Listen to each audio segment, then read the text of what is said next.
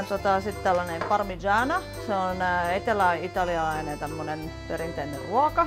Eli se tehdään munakoisoista ja se on tosiaankin tuolta etelä, eli Sisiliaa ja Campania maakunnista. Ja ensin nämä päädyt pois. Tehdään tämmösiä vajaa sentin paksuisia viipaleita. Okei, eli nyt sitten grillataan näitä munakoisoja. Laitetaan ne tänne grillille. Annetaan paistua nyt noin 5 minuuttia per puoli, riippuen nyt kuinka kuuma grilli on. Tosiaankin siis jos se friteerataan, niin se friteerataan niin 2-3 minuuttia, riippuu kanssa minkä lämpöinen öljy siellä on. Toki sitten jos on enemmän aikaa kotona ja muuta, niin sitten voisi yrittää ottaa vaikka ne ylimääräiset nesteet pois tuosta munakoisosta laittamalla vähän suolaa, rakeista suolaa siihen munakoison päällä, niin se imee sen tai saa sen pinnalle sen kosteuden ja sitten mukavampi niin kuin esimerkiksi friteerata. Ja friteeraus voi tehdä myös, jos ei ole friteerausallasta, niin se voi tehdä vaikka pannulla niin, että laittaa reilusti oliiviöljyä. Ja nyt mä luulen, että nämä alkaa olla valmiit, eli molemmin puoli on paistunut toi pinta ja nyt sitten laitetaan annos kasaan ennen kuin laitetaan sen uuniin. Ja me käytetään tämmöistä rengasta ja uunin kestävä vuoka tai tämmönen pelti. Ja siihen peltiin voi laittaa ihan tilkka öljy. Se voi vaikka paperilla vähän levittää siihen, ettei sitä ole liikaa siellä. Ja sitten laitetaan se rengas siihen. Ja sitten ruvetaan laittaa tätä munakoisoa.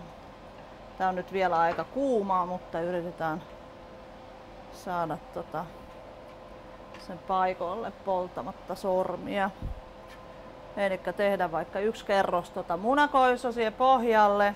Sitten laitetaan mozzarellaa ja me käytetään tässä tapauksessa mozzarella tankoa. Eli tämmöisessä uunipaistoksessa ei kannata käyttää jotain niinku buffalo mozzarellaa tai muuta, koska se on aika vetistä ja sitten siellä tulee vaan hirveästi nestettä. Ja tää mozzarella tanko versio on niinku semmonen, että se jää niinku ja pitää sen paistoksen kasassa.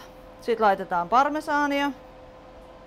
Meilläkin tulee nyt suoraan Italiasta sitten Parmigiano Reggiano, joka on hyvin maukas ja antaa sen parmigianan maku, eli se nimikin tulee siitä. Ja sitten laitetaan pikkusen tomaattikastiketta ja sitten uusi kerros munakoisoa.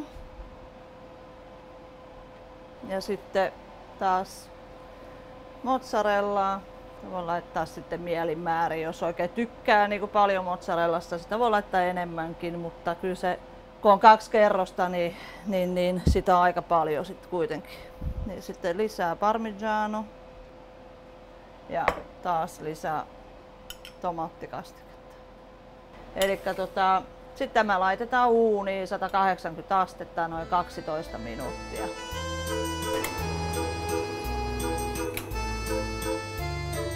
Niin, nyt meillä on parmigiana täällä valmiina. Sitten me voidaan leikata se reunoista.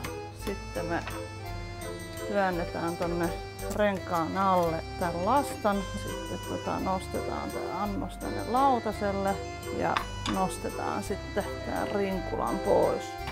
Sitten se on tässä koristelua vailla.